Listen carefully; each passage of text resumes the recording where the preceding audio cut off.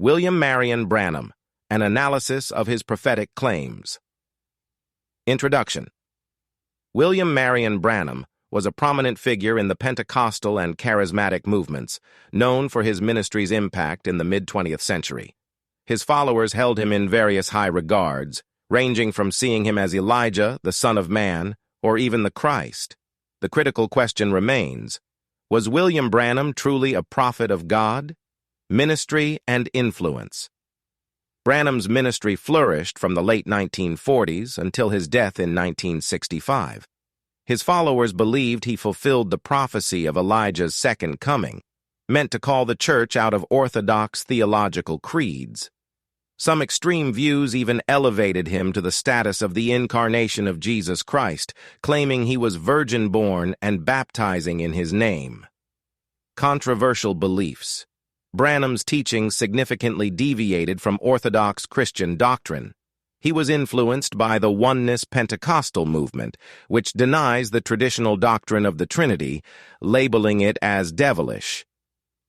He also propagated the belief that Eve's sin in the Garden of Eden involved sexual intercourse with the serpent, resulting in the birth of Cain, whose descendants he claimed were today's scientists and educated people.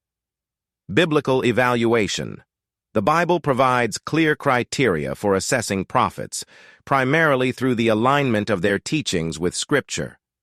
Branham's rejection of the Trinity conflicts with biblical passages such as Matthew 3:16-17, John 1:1-14, and John 15:26, which affirm one God in three eternal persons.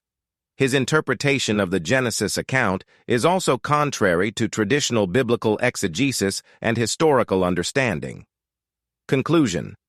While Branham's ability to perform miracles impressed many and garnered him a significant following, miraculous signs alone are not sufficient to validate one as a true prophet. Deuteronomy 13:1-3 and Matthew 7:15-23 warn against false prophets who may perform signs and wonders but lead people away from biblical truth. Given Branham's doctrinal deviations and false teachings, the conclusion, based on scriptural evidence, is that he was not a true prophet of God.